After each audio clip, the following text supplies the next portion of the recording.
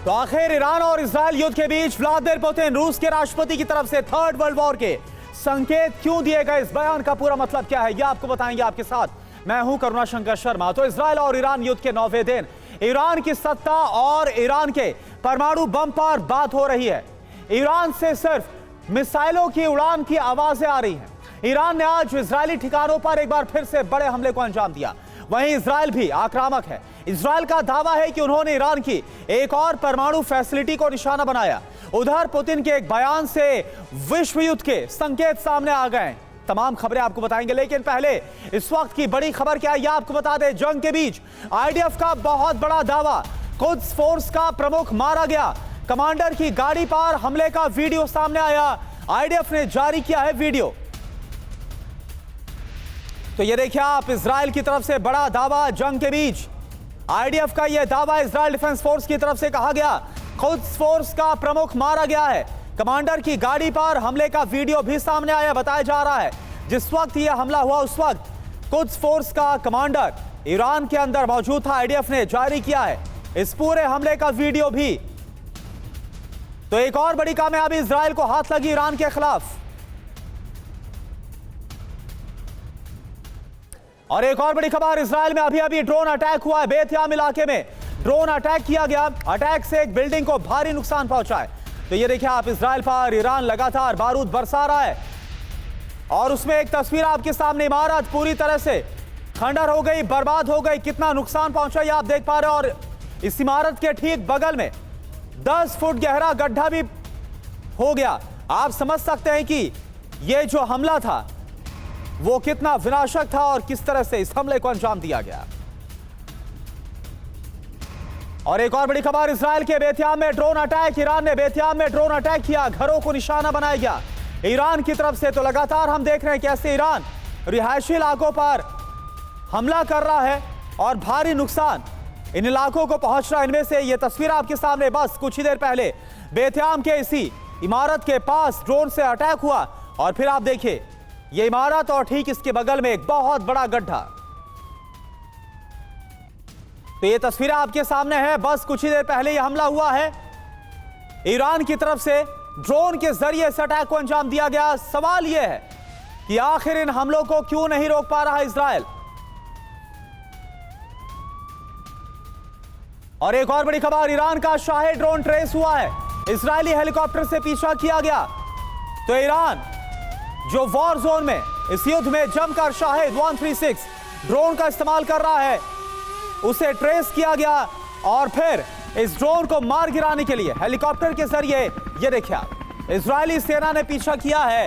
और वो वीडियो इस वक्त हम आपको दिखा रहे हैं।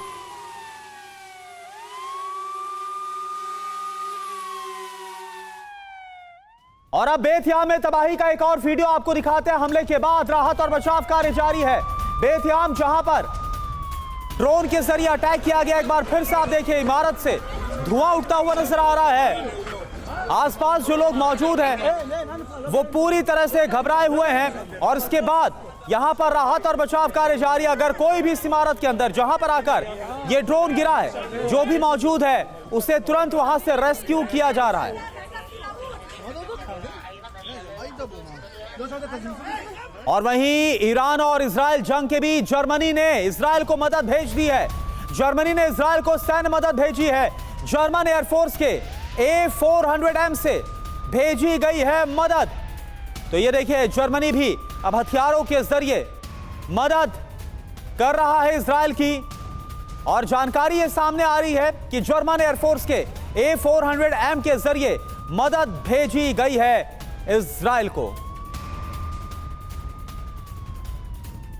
और एक और बड़ी खबर, इजराइल को एक और थार्ड सिस्टम देगा अमेरिका।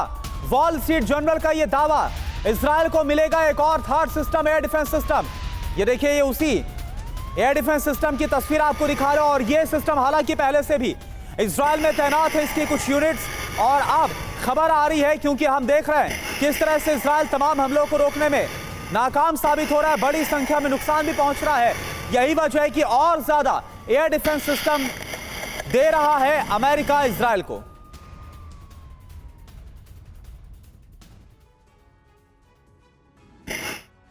तो ईरानी हमलों के खिलाफ एक और एयर डिफेंस सिस्टम और इसका अगर बात करें बराक 8 की, इसकी रेंज है 500 मीटर से 150 किलोमीटर तक और ड्रोन बैलिस्टिक क्रूज मिसाइल से ये हमलों को रोकता है। इसकी स्पीड है 2 मैक। और थर्ड की बात करें, एक और थर्ड एयर डिफेंस सिस्टम देने का फैसला अमेरिका ने किया और इसकी रेंज आप देखिए 150 से लेकर 200 किलोमीटर और ये बैलिस्टिक मिसाइल हमलों को रोकने में कामयाब है। इसकी रफ्तार है 10,000 किलोमीटर प्रति घंटे की, यानी इस रफ्तार से इससे जो मिसाइल है वो निकलकर किसी भी हमले को रोकती है। इसके अलावा अगर हम बात करें एरो सिस्टम 3 की, इसकी रेंज है 2400 किलोमीटर और यह बैलिस्टिक मिसाइल से जो हमला है उसको रोकने में कामयाब माना जाता है। 1100 टारगेट को एक साथ ये ट्रैक कर सकता है, ये जानकारी है। इसके अलावा एरो सिस्टम 2 की बात करें, इसकी जो रेंज है वो 100 किलोमीटर की है और यह भी बैलिस्टिक मिसाइल के हमले से बचाव करता है और यह भी 1100 टारगेट्स को ट्रैक कर सकता है। बात करते हैं डेविड स्लिंग की, इसकी रेंज 300 किलोमीटर की है और यह ballistic cruise missile, Kalibr rocket, इन तमाम हमलों को रोकने में कामयाब बताया जाता है। 1100 टारगेट्स को ट्रैक करने में यह भी पूरी तरह से सफल होता है। आयरन डोम की बात करें जो कि इजराइल का एयर डिफेंस सिस्टम है और इसकी रेंज है 70 किलोमीटर। डिफेंस अगर इसकी बात करें, short range surface to surface जो मिसाइल है जो फायर की जाती है, इजराइल उन हमलों को रोकने में इस डिफेंस सिस्टम के जरिए कामयाब हो पा रहा है। 1100 टारगेट्स को ये रोक सकता है, ये जानकारी सामने आ रही है। हालांकि हम देखें अभी जो मौजूदा हालात है इसमें ईरान की तरफ से बड़ी संख्या में जो हमले हैं वो इन एयर डिफेंस सिस्टम को भी भेदने में कामयाब हो पा रहे। एक और बड़ी खबर, इजराइल में अभी एक और ड्रोन अटैक हुआ है। बेत याम इलाके में ड्रोन से हमला किया गया। अटैक वाली जगह पर बना एक बहुत बड़ा गड्ढा।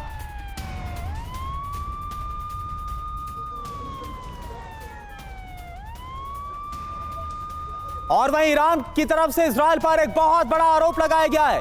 ईरान की तरफ से कहा गया कि रिहायशी इलाकों पर इजराइल हमले कर रहा है और इन आरोपों के साथ साथ तस्वीरें भी सामने आई हैं, जो तस्वीरें जारी की गई है और बताया गया है कि जो इजराइल है वो रिहायशी इमारतों पर, रिहायशी इलाके पर हमला करके भारी नुकसान पहुंचा रहा है।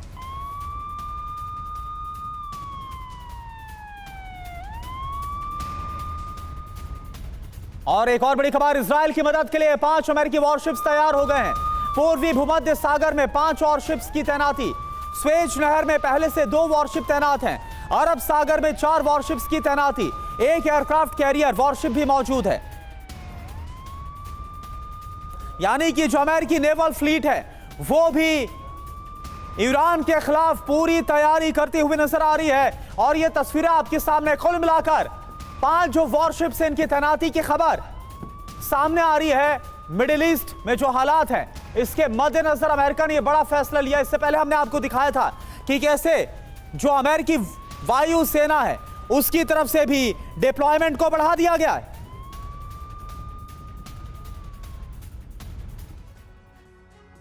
तो मिडिल ईस्ट में अमेरिकी नेवी तैयार है। भूमध्य सागर यानी कि मेडिटेरियन सी की बात करें तो यहां पर आप देखिए यूएसएस थॉमस हंटर, इसके अलावा USS Oscar Austin, USS Arleigh Burke, USS Paul Ignatius और साथ साथ यूएसएस द सुलिवान्स को तैनात किया गया। रेड सी यानी लाल सागर की बात करें तो यूएसएस ट्रक्सटन को यहां पर डिप्लॉय किया गया है। स्वेज नहर पर यूएसएस फॉरेस्ट शेरमन को अमेरिका ने तैनात किया है। फारस की खाड़ी की बात करें तो यहां पर यूएसएस प्रिंसटन, ओमान की खाड़ी में यूएसएस कार्ल विंसन को तैनात किया गया है। अरब सागर में अमेरिकी डिप्लॉयमेंट की बात करें तो यूएसएस वेन ई मेयर और यूएसएस स्टेरेट को यहां पर तैनात किया गया। साथ साथ यूएसएस मिलियस की तैनाती अमेरिका की तरफ से।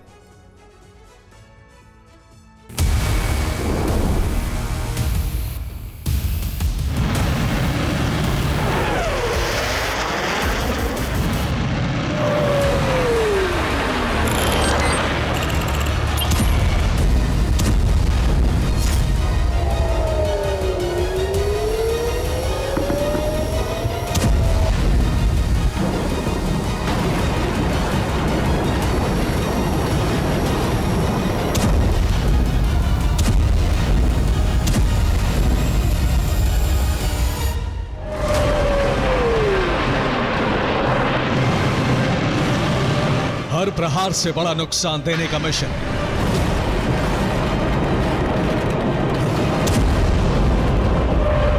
हर धमाके से ईरान को गहरे जख्म देने का लक्ष्य, हर हमला सटीक निशाने और प्लानिंग के साथ।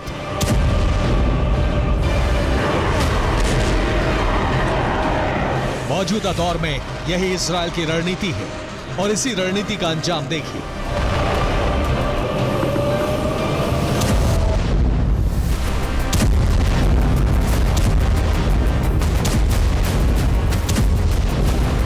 आईआरजीसी के सैन्य ठिकानों को निशाना बनाया जा रहा है। न्यूक्लियर कार्यक्रम से जुड़े ठिकानों पर बम बरसाया जा रहा है। ईरान में नई मिसाइल का प्रोडक्शन ना हो इसलिए कारखाने जलाए जा रहे हैं। ईरान मिसाइल न दाग सके इसलिए लॉन्चर्स तबाह किए जा रहे हैं। इस्राएल की कोशिश ईरान की मिसाइल पावर को खत्म करने की है और दूसरी एटमी ठिकानों को नष्ट करने का मिशन भी चल रहा है।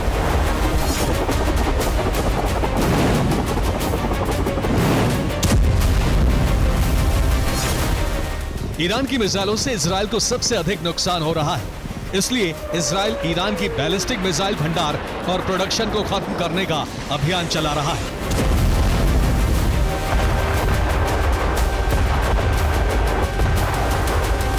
पश्चिमी फ्रंटलाइन को इस्राएल पूरी तरह से कब्जे में लेने की कोशिश में है। पश्चिमी बॉर्डर से ही इस्राएल पर ईरान मिसाइलों की बरसात कर रहा है। इस्राएल इस इलाके में ईरान के मिसाइल लॉन्चर्स को टारगेट कर रहा है। इस्राएल की कोशिश है कि ईरान की सेना पीछे हटे ताकि मिसाइलों को इंटरसेप्ट करने के अधिक मौके मिल सके।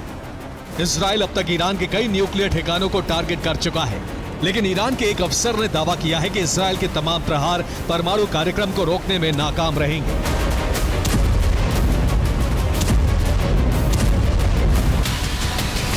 ईरान का यह दावा सच भी हो सकता है, क्योंकि ईरान को पहले ही अंदाजा था कि इस्राएल हमला कर सकता है और अगर हमला हुआ तो टारगेट क्या रहने वाला है। दावा यह भी है कि परमाणु मिशन से जुड़ी सभी चीजें किसी सीक्रेट जगह पर है। मोसाद के डर की वजह से इसकी जानकारी सिर्फ 5 लोगों तक सीमित है। खमनेई के 5 राजदारों को ही ईरान के सीक्रेट ठिकाने की जानकारी है। अब सवाल है कि इस्राएल का इतना बारूद, इतना बड़ा मिशन भी ईरान के परमाणु कार्यक्रम को रोक नहीं पाएगा। न्यूक्लियर ठिकानों पर हमलों को जारी रखा गया है। इसके साथ ही इस्राएल की कोशिश है कि ईरान में मिसाइल और ड्रोन का प्रोडक्शन पूरी तरह से रुक जाए।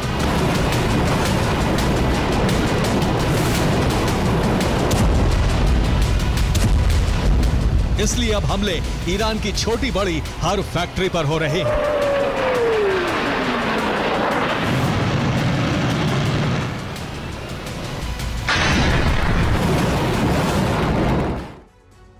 और देखिए एक और बड़ी खबर, अभी अभी इस्तांबुल में ओआईसी की बैठक से तुर्की के राष्ट्रपति का बहुत बड़ा बयान सामने आया है।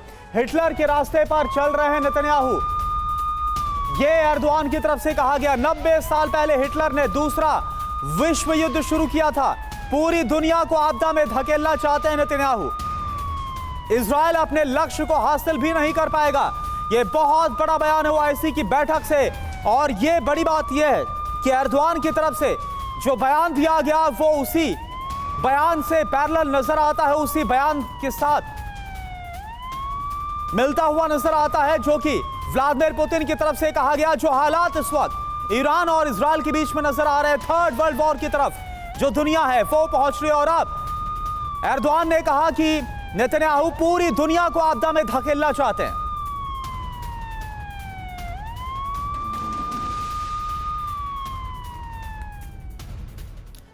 और देखिए एक और बड़ी खबर इस्फहान से, जहां पर न्यूक्लियर साइट पर इजराइल ने हमला किया है। अटैक के बाद मौके पर दिखा है धुएं का गुबार। तो इजराइल का जो मुख्य लक्ष्य है वो ये कि तमाम जो न्यूक्लियर ठिकाने हैं उन्हें ध्वस्त कर दिया जाए, उन्हें बर्बाद कर दिया जाए, ताकि ईरान परमाणु हथियार ना बना सके।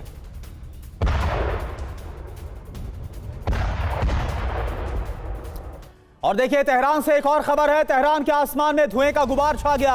मिलाद टावर में विस्फोट के बाद दिखा है धुआं। ये देखिए आप, ईरान की राजधानी से एक और तस्वीर है जहां पर इजराइल की तरफ से हमला किया गया और उसके बाद मिलाद टावर से धुआं उठता हुआ नजर आ रहा है। पहले एक बड़ा धमाका होता है और फिर धुआं उठ रहा है।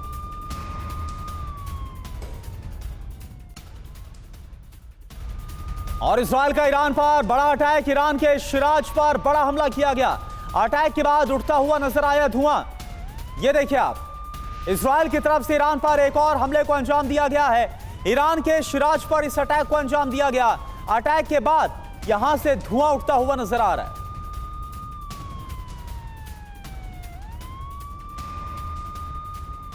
और वहीं अमेरिका की ईरान को बहुत बड़ी वार्निंग, अमेरिकी ठिकानों पर हमला ना करे ईरान।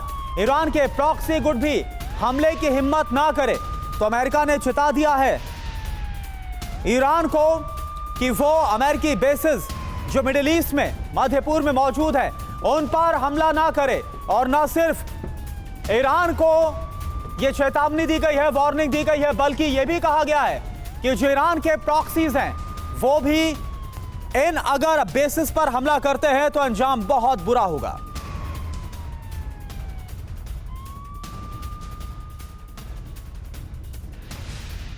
तो देखिए, ईरान और इजराइल के युद्ध में अमेरिका की सबसे बड़ी और नई वार्निंग है। अमेरिका ने क्या कहा है? ईरान अमेरिकी ठिकानों पर हमला बिल्कुल ना करे, ईरान के प्रॉक्सी गुट भी हमले की हिम्मत ना करें। अमेरिकी बेस पर हमले का खतरनाक अंजाम होगा। ट्रंप ने ईरान के खिलाफ रेड लाइन खींच दी है। परमाणु हथियार के खिलाफ ट्रंप की रेड लाइन, ईरान को कभी न्यूक्लियर हथियारों की इजाजत नहीं देंगे हम। ट्रंप ये मानते हैं कि कूटनीति से रास्ता निकल सकता है। इजराइल की तरफ से क्या कहा गया? इजराइल भी चेतावनी दे रहा है। खामनेई ने बार बार इजराइल के विनाश की बात की है। ईरान ने नेतन्याहू और ट्रंप को मारने की कोशिश की है। ईरान दुनिया भर में आतंकवाद को पालता है। इजराइल का धैर्य अब समाप्त हो चुका है। ईरान ने अस्पताल और बेगुनाहों पर हमला किया। ईरान लगातार बैलिस्टिक मिसाइल क्षमता को बढ़ा रहा है। ईरान ने 4000 किलोमीटर तक मार करने वाली मिसाइल को तैयार कर लिया है। ईरान के परमाणु कार्यक्रम से बड़ा कोई और खतरा इस वक्त पूरी दुनिया के सामने नहीं है। यही वजह है कि इजराइल ईरान के परमाणु कार्यक्रम को पूरी तरह से खत्म करना चाहता है। अब एक और बड़ी खबर वॉर जोन से इस वक्त की बहुत बड़ी खबर है। अमेरिका के B-2 स्टेल्थ बॉम्बर ने उड़ान भरी है। व्हाइट मैन एयरफोर्स बेस से उड़ा है। 8 एरियल रिफ्यूलिंग टैंकर भी साथ हैं। फोर्डो परमाणु प्लांट पर हमला कर सकता है B-2 बॉम्बर। यह बहुत बड़ी खबर है। तो क्या वो होने वाला है जिसे लेकर अभी कुछ ही देर पहले हमने आपको यह बड़ी खबर दी थी, ब्रेकिंग न्यूज, और अमेरिका ने बताया था। ये देखिए आप, हमने आपको बताया भी था कि B-2 बॉम्बर ही है वो जिससे GBU बंकर बस्टर बम के जरिए फोर्डो न्यूक्लियर साइट पर अटैक किया जा सकता है। सिर्फ यही वो B-2 बॉम्बर है जो ऐसा करने में सक्षम है। और यह बात खुद डोनाल्ड ट्रंप ने, अमेरिका ने भी इजराइल को समझा दी थी। और यह बहुत बड़ी खबर आ रही है। तस्वीरें आपको दिखा रहे हैं। अमेरिका के B-2 स्टेल्थ बॉम्बर ने उड़ान भरी है। व्हाइट मैन एयरफोर्स बेस से उड़ा है ये। 8 एरियल रिफ्यूलिंग टैंकर भी साथ हैं, यानी कि एक लंबी उड़ान के लिए इसने तैयारी की है। फोर्डो परमाणु साइट पर क्या हमला होने वाला है, तो आप देखिए, फोर्डो प्लांट पे हमला करेगा क्या B-2 बॉम्बर जिसने टेक ऑफ किया है। अब इसकी खासियत क्या है ये आप समझिए। अमेरिका का ये सबसे घातक बॉम्बर है। बिना नजर आए दुश्मन पर यह हमला कर देता है। किसी रेडार की पकड़ में नहीं आता है, स्टेल्थ तकनीक से, क्योंकि ये लैस है। भारी हथियार ले जाने की क्षमता है। पूरी बॉडी एक बड़े पंख जैसी है। परंपरागत विमान जैसे इसकी टेल नहीं है। अमेरिका के पास इस वक्त 20 B-2 बॉम्बर्स मौजूद हैं। इसकी रेंज और ताकत आप देखिए। इसकी एक बार में जो उड़ान की रेंज है वो 11,000 किलोमीटर तक है। रिफ्यूलिंग के बाद ये 19,000 किलोमीटर तक जा सकता है, उड़ान भर सकता है। वॉरहेड क्षमता आप देखिए 18 टन की है। और अगर न्यूक्लियर वॉरहेड की बात करें, B-61 B-83 कितनी ऊंचाई से हमला कर सकता है? 12 किलोमीटर की ऊंचाई से हमला कर सकता है, यानी कि दुश्मन को पता ही नहीं चलेगा कि ऐसा कुछ उसके खिलाफ होने वाला है। और कितनी गहराई तक? 60 मीटर, और यही 55 से 60 मीटर की गहराई है जहां पर फोर्डो न्यूक्लियर साइट मौजूद है जमीन के नीचे। यही वजह है कि अमेरिका ने बताया कि इजराइल को अगर फोर्डो न्यूक्लियर साइट पर हमला करना है तो वो तो सक्षम नहीं है, लेकिन उसके पास जो GBU बंकर बस्टर बम है और वो सिर्फ B-2 बॉम्बर से ही इस्तेमाल किया जा सकता है। अब आप देखिए, एक और बड़ी खबर, ईरान के फोर्डो प्लांट पर कमांडो ऑपरेशन भी संभव है। अमेरिकी मदद नहीं तो इजराइल ऑपरेशन को अंजाम दे देगा, यह खबर सामने आ रही है। इजरायली एलीट यूनिट 5101 का इस्तेमाल भी ईरान के खिलाफ संभव है। गाजा जंग में ग्राउंड ऑपरेशन कर चुकी है एलीट यूनिट 5101।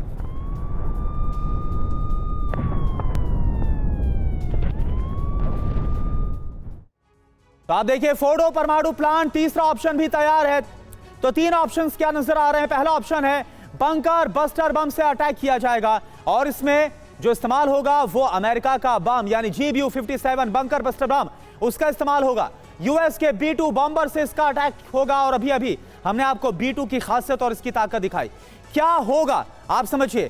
तो ये हम अलग अलग ऑप्शन आपको दिखा रहे हैं। ऑप्शन नंबर 2 है परमाणु बम से हमला किया जा सकता है और ऑप्शन नंबर 3 क्या है? इजराइल अब ऑपरेशन को अंजाम दे सकता है जिसका नाम होगा कमांडो ऑपरेशन। अमेरिकी मदद अगर नहीं मिली तो खास तौर पर इस पर फोकस है। अमेरिकी मदद ना मिलने पर ऑपरेशन को अंजाम दिया जाएगा, कमांडो ऑपरेशन बहुत सीक्रेट तरीके से अंजाम दिया जाएगा। इस पर भी इजराइल विचार करता हुआ नजर आ रहा है। तो इधर 24 घंटे के अंदर ईरान ने इजराइल पर 3 बार स्वाम मिसाइल हमला किया। 19 जून और 20 जून को बीर शेबा पर लगातार 2 अटैक्स को अंजाम दिया गया। खुफिया रिपोर्ट यह है कि आज रात इजराइल के डिमोना न्यूक्लियर प्लांट पर हमला हो सकता है। देखिए आप,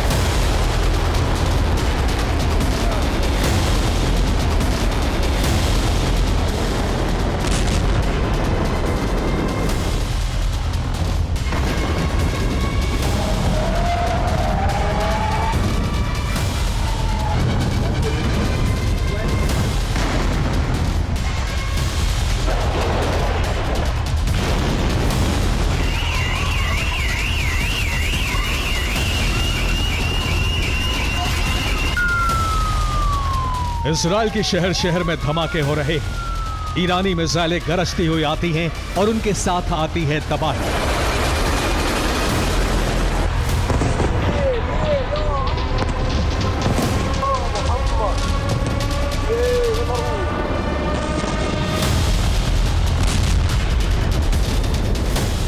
बीते 8 दिन से इजराइल पर ईरान का बारूद बरस रहा है और तस्वीरें गाजा से मिलती जुलती हैं। जिस तरह गाजा पर इजराइल का बारूद बरसता रहा है, उसी तरह ईरानी मिसाइलें इजराइल को गंभीर चोट पहुंचा रही हैं।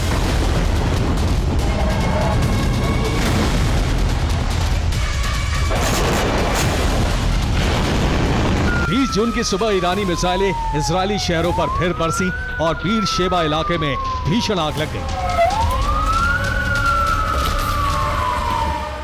ईरानी मिसाइलों के स्प्लिंटर्स से कई गाड़ियां जलकर खाक हो गईं।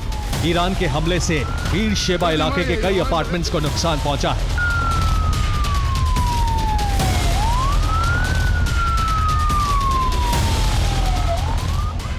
इजराइल के शहरों में ईरानी बैलिस्टिक मिसाइलों से भीषण तबाही हो रही है।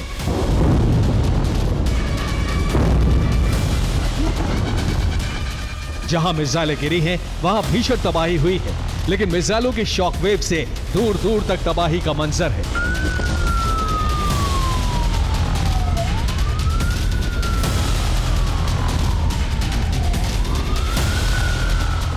इजरायली लोग अपने घरों से जान बचाने के लिए शेल्टरों की ओर दौड़ रहे हैं।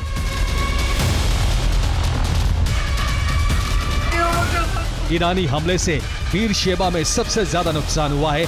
एक मिसाइल माइक्रोसॉफ्ट की बिल्डिंग के पास भी गिरी है। तो देखिए, सबसे पहले आप देखिए सामने वाली इस बिल्डिंग को, ये जो माइक्रोसॉफ्ट की बिल्डिंग के ठीक पीछे में एक के बाद एक 8 ऐसी इमारतें हैं जो पूरी तरह से खंडहर बन चुकी है, ध्वस्त हो चुकी है। और उन तस्वीरों को इस वक्त आप देख रहे हैं। ये पहली बिल्डिंग है जिसको आप देखिए, बेहद नजदीक से आकर हम आपको ये दिखा रहे हैं। पहली बिल्डिंग, इसको आप देखिए, इसकी क्या हालत हो गई है। पूरा बर्बाद हो चुका है, खंडहर हो चुका है। ऐसा लग रहा है जैसा कि मैं इस वक्त गाजा के किसी इलाके में मौजूद हूँ। वहीं दूसरी बिल्डिंग को देख लीजिए, दूसरी बिल्डिंग की भी यही हालत है। तीसरी, चौथी, पांचवी की भी उधर वही हालत है।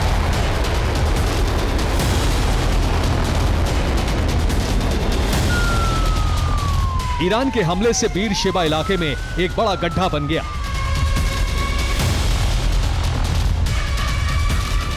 पहले मैं आपको वो जगह दिखाता हूं जहां पर मिसाइल गिरे थे। देखिए ये जो आप एरिया देख रहे हैं कितना बड़ा गड्ढा है। मैं इसको जस्ट केवल एक राउंड लगाता हूं तो आप देखिए इतना बड़ा गड्ढा यहां पर बन गया था।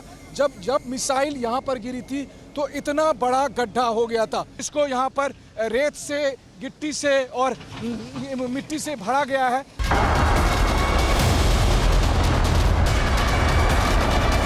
बीरशेबा पर लगातार दूसरे दिन हमला हुआ है। कई इमारतों को नुकसान पहुंचा और 18 लोग घायल हुए हैं। बीरशेबा इजराइल का हाईटेक साइबर इंडस्ट्री हब है। बीरशेबा में गाव याम नेगेव टेक पार्ट है, जहां से इजराइल के स्ट्रैटेजिक ऑपरेशन और साइबर इंडस्ट्री चलती है।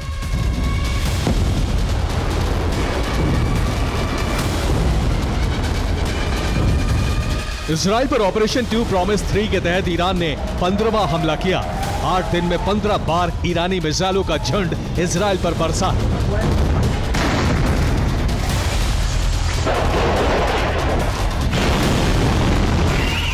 IRGC के कमांडर ने इजराइल को चेतावनी भी जारी कर दी है।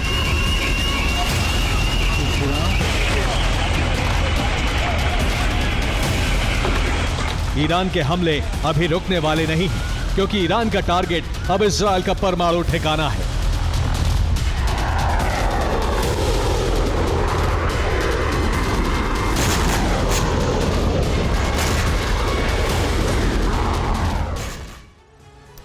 और देखिए एक और बड़ी खबर, इजराइल का ईरान पर बड़ा हमला, बंकर बस्टर बम से अटैक किया है इजराइल ने ईरान के ऊपर। तस्वीर भी आपको दिखाते हैं, बंकर बस्टर बम का इस्तेमाल किया गया। ये देखिए इजराइल के अटैक की तस्वीरें।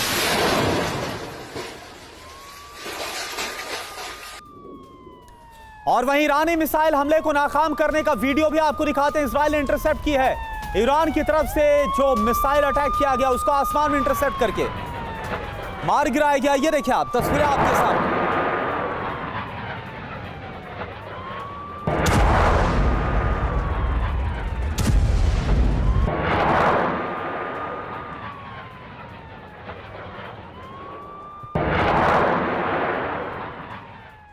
और एक और बड़ी खबर, इजराइल के हाइफा में ईरानी अटैक। ईरान के हमले से दहल गया हाइफा। हाइफा में सुनाई दी है धमाकों की गूंज। ये देखिए आप हाइफा की तस्वीरें दिखा रहे हैं। हालांकि इस हमले को लेकर ईरान ने दावा किया क्योंकि हाइफा पोर्ट बिल्कुल पास में नजर आ रहा है कि हाइफा पोर्ट को भारी नुकसान पहुंचा। लेकिन हमने आपको दिखाया, हमारे संवाददाता मनीष झा ने आपको वहां से लाइव तस्वीरें दिखाई, लाइव कवरेज। हाइफा पोर्ट पूरी तरह से सुरक्षित है, लेकिन हाँ वहां पर मौजूद कुछ इमारतों को जरूर नुकसान पहुंचा और इसकी तस्वीर भी आपको दिखा रहे हैं। और एक और बड़ी खबर, इजराइल में बराक 8 मिसाइल सिस्टम को तैनात किया गया है। ईरानी हमलों को नाकाम करने के लिए इसकी तैनाती अब इजराइल ने की है। पहली बार यह सिस्टम तैनात किया गया है इजराइल की तरफ से ईरान के खिलाफ। पूरे इजराइल में तैनात किया जा रहा है अब बराक 8 एयर डिफेंस सिस्टम को।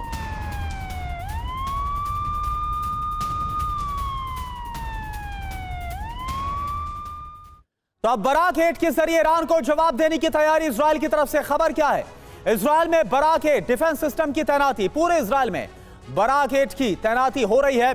ईरानी मिसाइलों को इंटरसेप्ट करने के लिए इनकी तैनाती हो रही है। बराक 8 की ताकत क्या है, बेहद एडवांस मिसाइल सिस्टम है। 70 से 100 किलोमीटर तक मार करने में सक्षम है। 2 तरफा डेटा लिंक है, यानी कि जीपीएस एंड एस बैंड। सक्रिय बैलिस्टिक क्रूज मिसाइल हमले को रोकने में यह सक्षम है। हेलीकॉप्टर एंटीशिप मिसाइल अटैक रोकने में यह सक्षम है। 360 डिग्री कवरेज, वर्टिकल लॉन्च करने की क्षमता है। दोहरी पल्स रॉकेट मोटर के साथ थ्रस्ट वेक्टर कंट्रोल सुविधा भी है, यानी कि बेहद ही पावरफुल और शक्तिशाली। इससे किसी भी हमले को रोकने में बताया जा रहा है। इधर इजराइल के साथ युद्ध के बीच ईरान ने अपनी अंडरग्राउंड नेवल सिटी का उद्घाटन भी कर दिया है। यह एक ऐसी खुफिया साइट है जिसके बारे में अभी तक कोई जानकारी किसी के पास नहीं है। हालांकि इसे ईरान का शक्ति प्रदर्शन कहा जा रहा है इजराइल के खिलाफ, लेकिन यह ताकत क्या है, आप जरा इस रिपोर्ट के जरिए देखिए।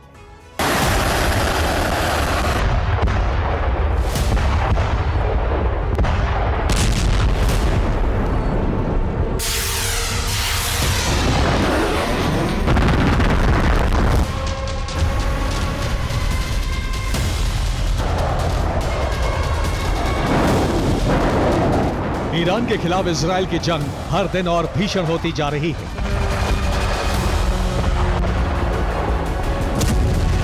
इजराइल अपना मकसद साफ कर चुका है कि वो ईरान से खमनेई की सत्ता का पतन करना चाहता है, लेकिन इसकी कीमत क्या होगी? क्या असर दुनिया के देशों और उनके नागरिकों पर भी पड़ेगा? ईरान का एक कदम तोड़ देगा कई भ्रम। यह ईरान का वो अंडरग्राउंड नेवल बेस है जिसका उद्घाटन युद्ध के बीच में किया गया है।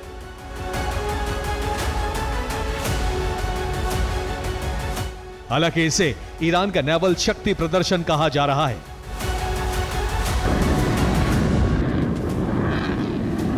लेकिन समय बता रहा है कि ईरान के इरादे बेहद खतरनाक हैं। ईरान ने जिस नेवल बेस को दिखाया है उसकी लोकेशन नहीं बताई है, लेकिन दावा है कि यह नेवल बेस किसी खाड़ी के करीब भूमिगत है और इस बेस में ईरान ने फ्लोटिंग ड्रोन्स के साथ नौकाएं तैनात की हैं। यही वजह है कि ईरान के इरादे भांपकर अमेरिका समेत पूरी दुनिया दो संकट खड़े होने की आशंका में डूब गई है। इनमें पहला संकट है ईरान के करीब तैनात समुद्री बेड़ों पर हमले का और दूसरा संकट है दुनिया पर पड़ने वाले आर्थिक बोझ का। दरअसल इस समय ईरान की समुद्री सीमा के पास अमेरिका और ब्रिटेन के समुद्री बेड़े मौजूद हैं, जिनके टारगेट पर ईरान है, लेकिन इन फ्लोटिंग ड्रोन्स और नौकाओं से उन्हें नुकसान पहुंच सकता है। तो वहीं इजराइल तक पहुंच भी ईरानी नेवी के लिए आसान हो सकती है, जो जंगी हालात में परिवर्तन ला सकते हैं।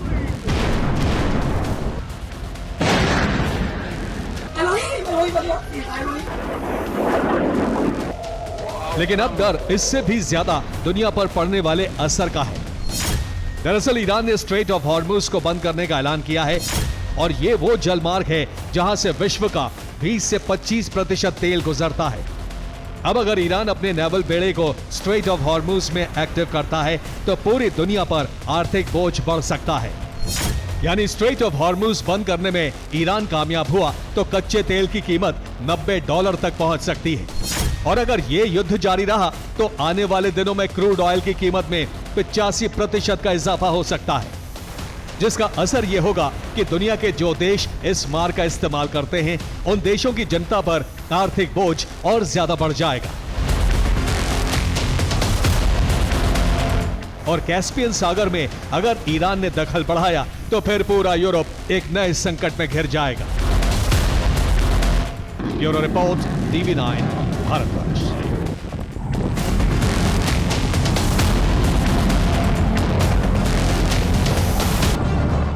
और देखिए एक और बड़ी खबर आपको बताएं, होलोन में ईरान की तरफ से बड़ा मिसाइल हमला किया गया। हमले के बाद इलाके में लग गई है आग।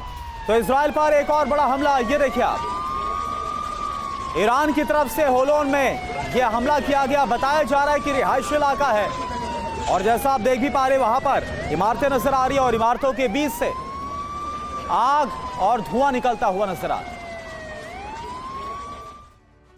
और इसके अलावा तेल अवीव पर भी ईरान की तरफ से हमला किया गया। इमारतों में भीषण आग लग गई इस हमले के बाद। तो इजराइल पर लगातार बारूद बरसा रहा है ईरान और तेल अवीव पर एक बार फिर से अटैक जो किया गया वो तस्वीरें हम आपको दिखा रहे हैं।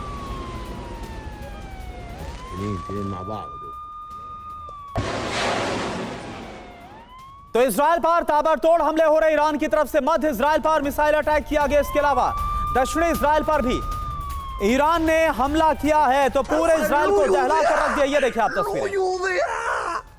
מטורף, לא יודע, מבחינתי מטורף, לא יודע איזה גודל. אחי, זה המנוע, אני לא יודע, יש פה ריח גם. לא יודע, מדהים מבחינתי, מדהים מבחינתי.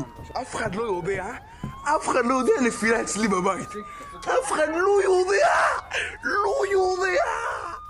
מטורף, לא יודע. तो ईरान का इजराइल पर डबल अटैक। किन मिसाइलों, किन ड्रोन्स का इस्तेमाल किया जा रहा है?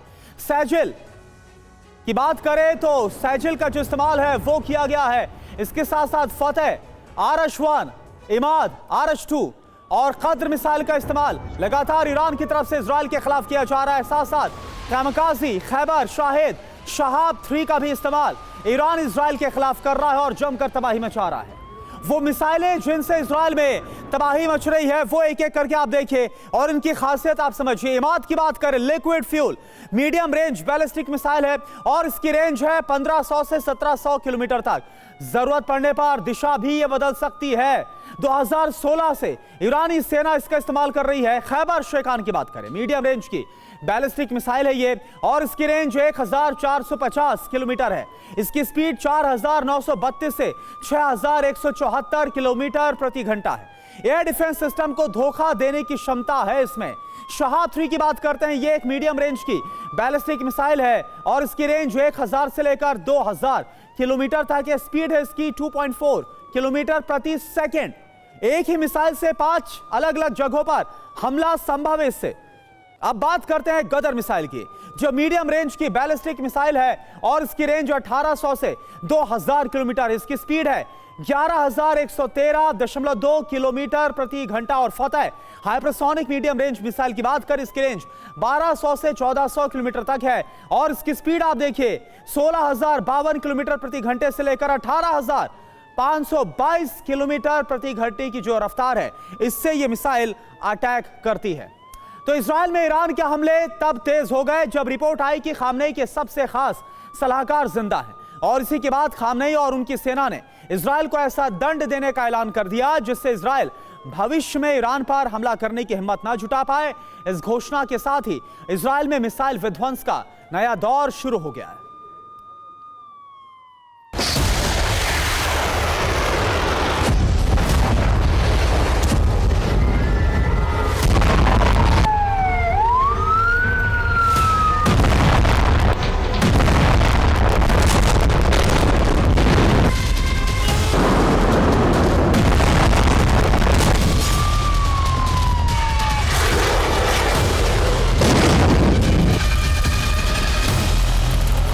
ईरान में इजराइल के हमले का नया चरण शुरू हो गया है।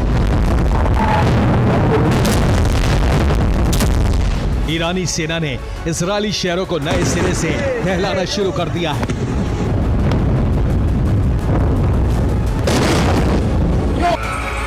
ईरान की हाइपरसोनिक और बैलिस्टिक मिसाइलों के विस्फोट से तेल अवीव और हाइफा धधक रहे हैं। ईरान के प्रतिशोध का नया चरण तब आरंभ हुआ जब रिपोर्ट आई कि खामनेई के सलाहकार अली शमखानी जिंदा हैं।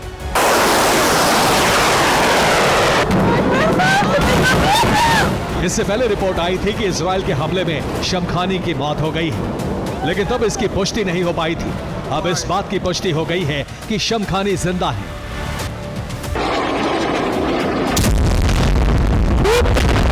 शमखानी इजराइल के हमले में घायल हो गए थे, लेकिन अब वो खतरे से बाहर है।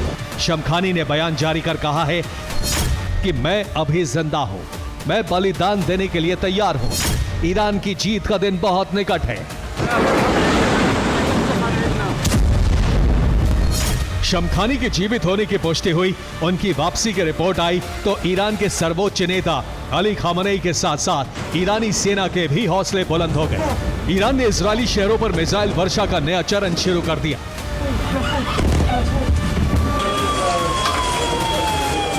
शमखानी की वापसी के बाद ईरानी सेना ने एक बार फिर से मैन टू मैन मार्किंग वाले फॉर्मूले के तहत टारगेट को समाप्त करना शुरू कर दिया है। इजराइल में ईरान के भयावह हमले तब शुरू हुए जब इजरायली एयरफोर्स ने ईरान की कार्बन फैक्ट्री को जला दिया। कार्बन फैक्ट्री पर हुए इस हमले से ईरान को 4330 करोड़ रुपए का नुकसान पहुंचा है। इजराइल के इस हमले से भड़की IRGC ने तेल अवीव में वीज़मैन इंस्टीट्यूट को टारगेट किया। ईरान के हमले में रिसर्च सेंटर को काफी नुकसान पहुंचा है।